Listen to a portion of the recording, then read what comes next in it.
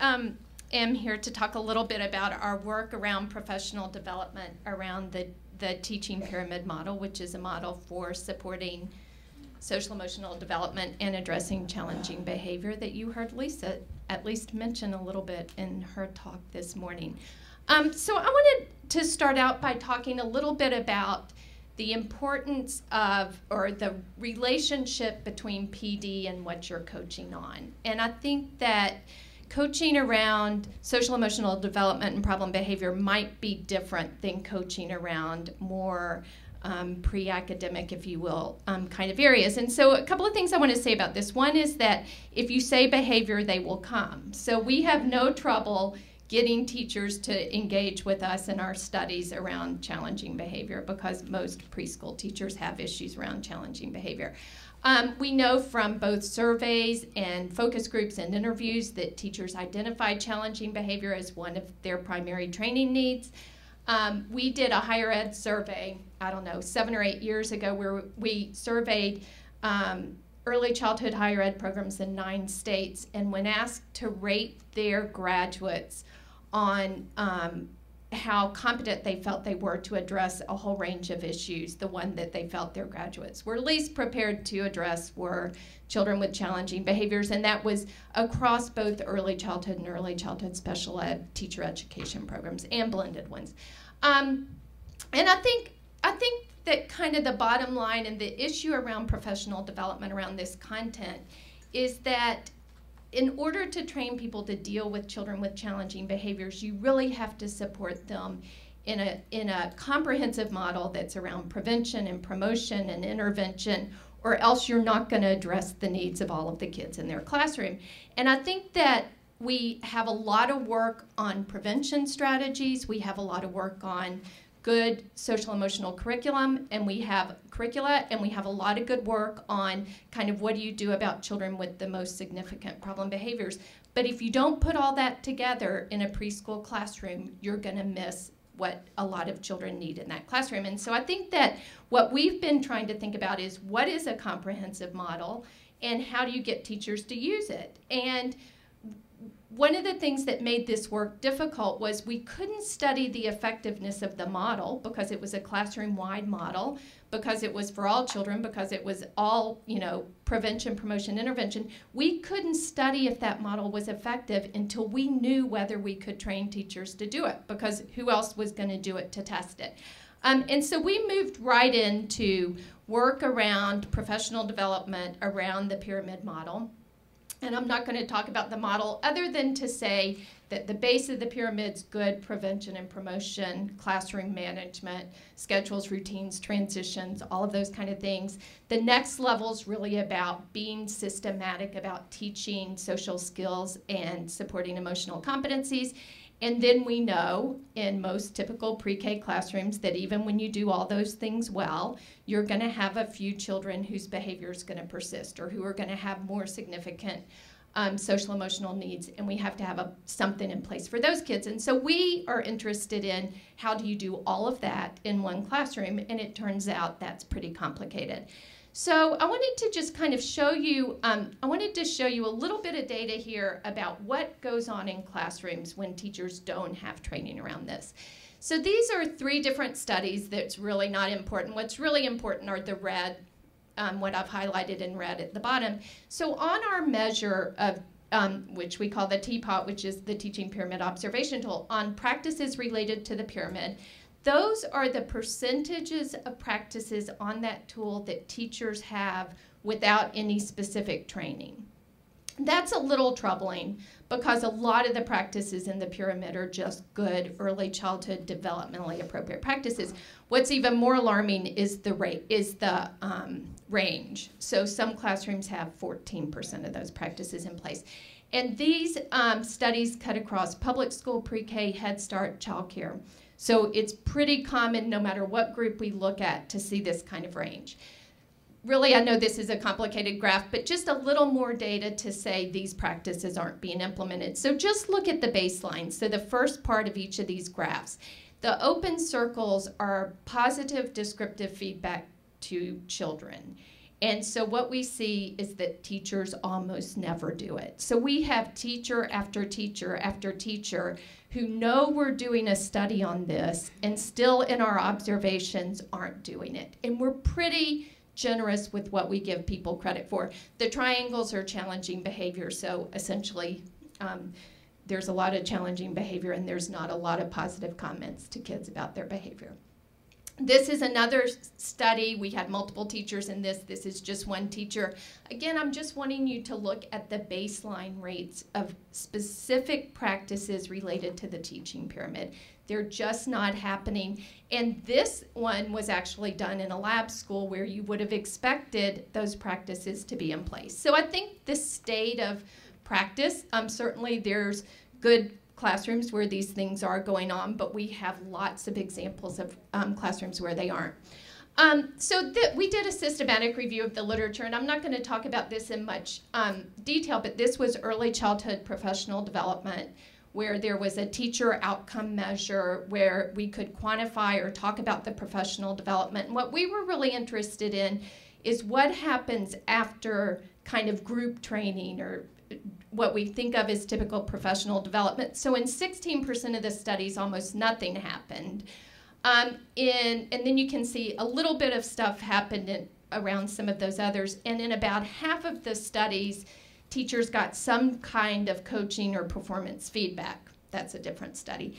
So I want to talk about what we know from those studies. So the first thing we know is that in studies where there was performance feedback, so some kind of feedback based on the teacher's actual practice in the classroom delivered to the teacher, and as Marty, where are you? You influenced all of us here.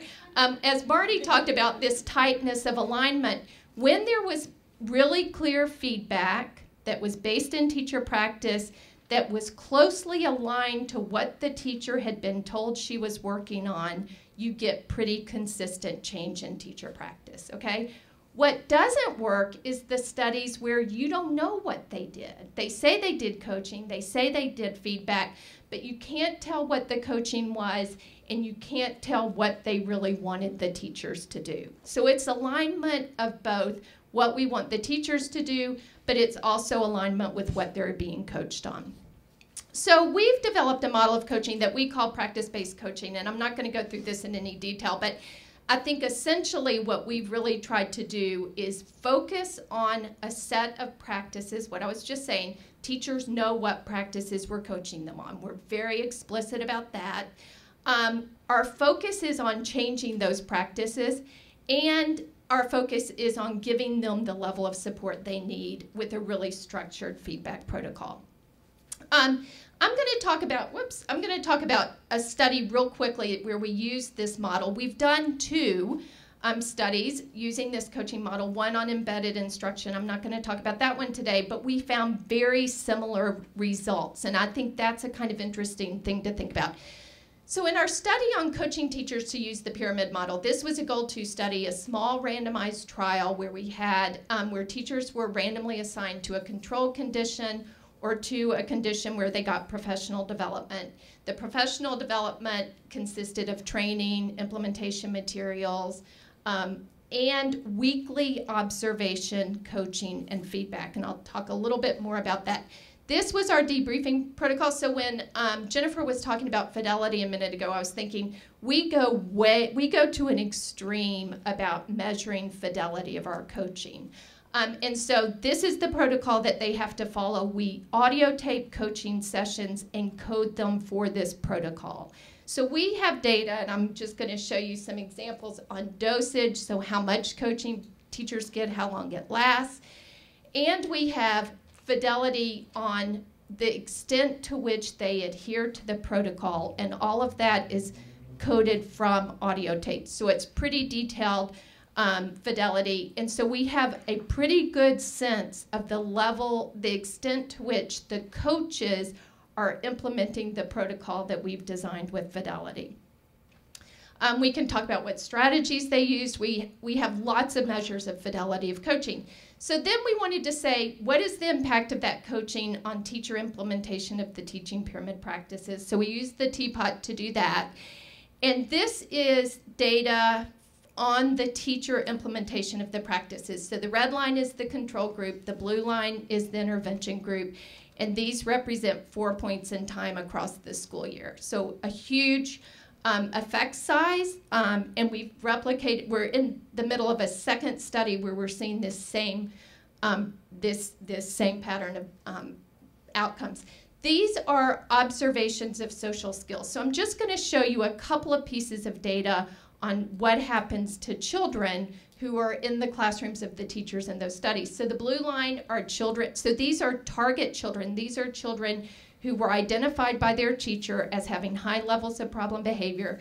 This is their data on their social skills. So what we see happen over the course of the study is for these target children, their social skills get better if they're in the intervention classrooms, and they actually get a little worse if they're in the control condition. And that makes a little sense, because if you have problem behaviors and someone doesn't know how to deal with them, it becomes a kind of cycle of I push a little more, you don't know what to do. And so it makes some sense that this might happen. On teacher-reported outcomes for children, for target children, teachers report their problem behavior gets better. We don't see any change in non-target children, but they didn't have problem behaviors or significant problem behaviors. But we do see changes in non-target children's social skills as reported by their teachers. So those are just some of the child outcomes. This is a little bit of a messy thing that essentially says that the fidelity with which teachers implement the pyramid practices seems to be associated with children's outcomes. So a couple of things, okay, to wrap up here. So I think that we feel pretty confident that this coaching model works. We know that it works coaching teachers on the pyramid model. We also know that it works coaching teachers to implement good instruction for children with disabilities. In a different study, the pattern of effects are pretty similar. In this study, we seem to see a relationship between fidelity and outcome. And I think the most interesting thing is that, or one of the most interesting things is that teachers love being a part of this study. And we pushed them at the end of their study years to tell us what didn't work. So we did focus groups, we did surveys, we did interviews, all with people not associated with the project. And then we met with them in person, and we couldn't get them to say anything they didn't like, with the exception of it took time, but we knew that, right? And so one teacher said to me, I've just never had anything like this. And I said, well, what does that mean? And what it meant was, I've never had anyone who's just come in to coach me, not evaluate me, who comes back time after time to work with me on the same thing. You know, it was that kind of continuity of support over time by someone who's there to support, not evaluate. So I think that's a kind of interesting thing. But what did it take? So I can hear, Tom, your question earlier about dosage. You know, these teachers got anywhere from 12 to 16 weeks of coaching. And coaching in a week took a coach about 6 hours. Okay, so someone said, our coach, I think Jason said, you gave them 4 coach, each coach had 4 teachers. Well, if you think that it takes 6 hours a week, that really is, and they have to be able to go out and see the teacher during the time of the day that teachers are doing what we want them to do, really limits. So I know that dosage is an issue, and I think that's something that we have to figure out.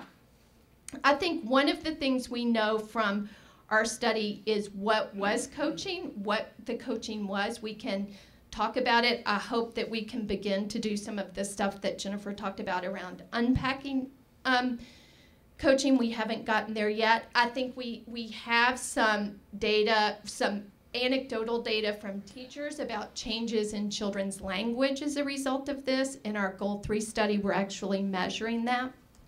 A couple of things I want to say about dosage, and then I'll wrap up because I've been told I'm out of time. But it's a little bit like the Academy Awards. I can run over just a little bit, right? So anyway, I think this issue of dosage, so in our study, we gave all teachers the same amount because of the design of our study, right? But we have single subject studies that would suggest that some teachers need a lot less coaching than other teachers. And so I think there's that kind, and I think figuring out what it is they need less of is going to be important. Figuring out who needs less and why is going to be important. But the other thing I think, and this gets back a little bit to the issue of alignment, is the content of coaching matters in terms of dosage. So if I want to train a teacher to use higher levels of descriptive feedback, I can do that. We know from some studies we've done, we can do that in relatively few sessions, and we can do that using email feedback as the delivery mechanism. I don't think we can do that.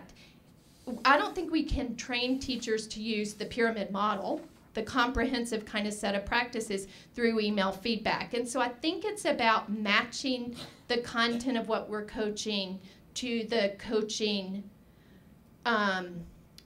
model, but mostly to dosage. So more coaching will be needed for different things. Coaching teachers to use a curriculum is probably going to be different than coaching teachers to use kind of an individual set of strategies.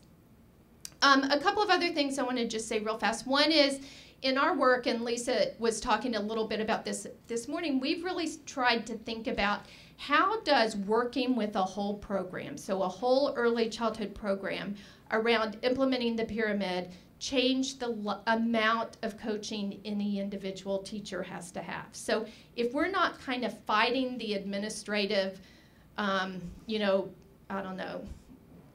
conflicting initiatives, if everybody in the building's working on the same thing, if I can go to Doug and ask him for suggestions how to do something, would that reduce the amount of coaching an individual teacher needed? And we think so, but we don't really know that.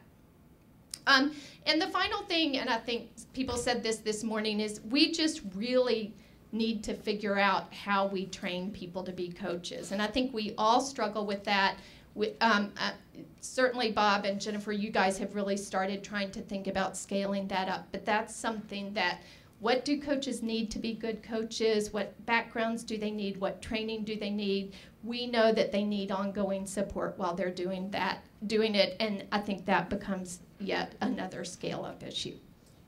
So I think I'll end there because I'm way out of time, and I'm out of town. So.